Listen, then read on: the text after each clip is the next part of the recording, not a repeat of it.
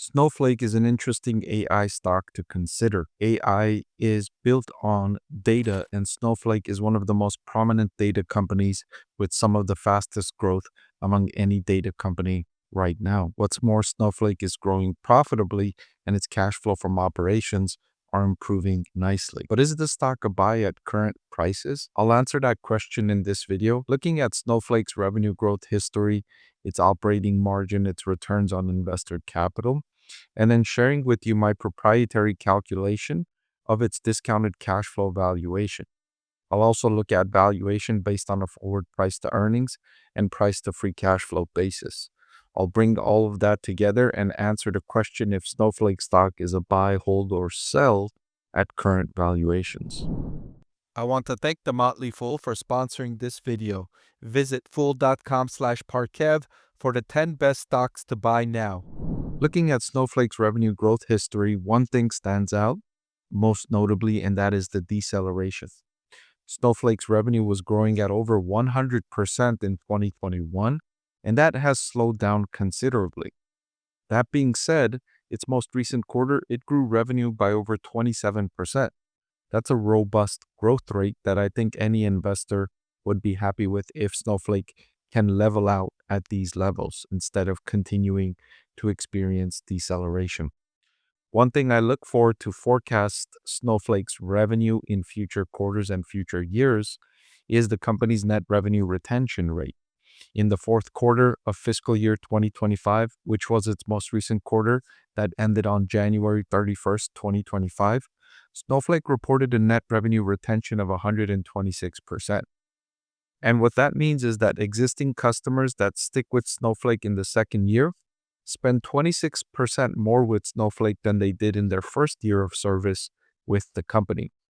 And the reason why that's good for investors is because it signals a good customer value proposition. It shows you that the customers that are buying Snowflake services, they feel like they're getting a good enough value to increase their spending with the company. And that signals a good sign for future revenue growth. Another thing I look at is its remaining performance obligations, which again, in the most recently completed quarter, its RPO reached $6.9 billion. That was up from $5.7 billion in the prior quarter. So that was an increase of $800 million in just one quarter. Remember, RPO eventually turns into revenue as Snowflake performs those services. So those are two good indicators of Snowflake's positive prospects on revenue growth in future quarters and future years. I mentioned at the top of the video that Snowflake is growing profitably. And what I meant by that is as it's growing, its cash flow from operations is improving. You can see this chart here at 26.5%. Its cash flow from operations to sales is up considerably from negative 12% in 2021. As it is increasing its revenue, more of that revenue is turning into cash flow. And that's really the most important thing for a business, is to turn revenue into cash flow. All that being said, not everything looks good with Snowflake. The company's return on investor capital is heading in the wrong direction. At negative 26%, not only is the number negative, but it's also heading in the wrong direction. Now, this is forgivable for early stage companies that are demonstrating strong revenue growth, have a large market opportunity, and are at least cash flow positive and improving cash flow. The biggest difference here is that while Snowflake is cash flow positive, it's not profitable on the bottom line.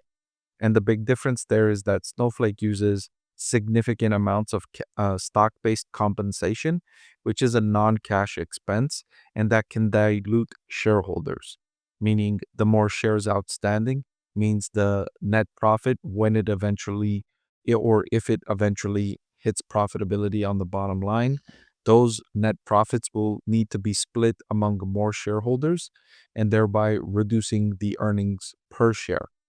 And so if I was to be picky about Snowflake stock, this would be one metric that doesn't look good for Snowflake stock investors among most of its other metrics that do look very good for long-term investors. Now, I updated my Snowflake cash flow valuation model this morning, March 18th.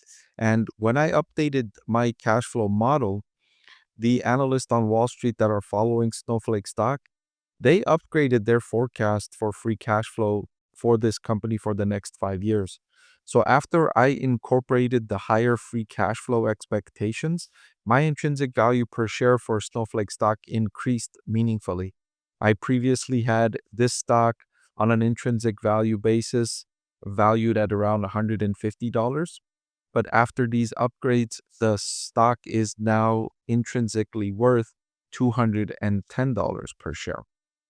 Now, I agree with these upgrades from the Wall Street analysts that are following Snowflake stock because the company has improved performance on the critical factors in recent quarters, including some of the ones I talked about: the net revenue retention, the remaining performance obligations, and robust revenue growth in an increasingly expanding market opportunity.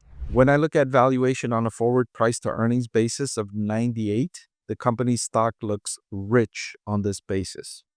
When I look at it on a price to free cash flow of 58, it looks fairly valued on this basis.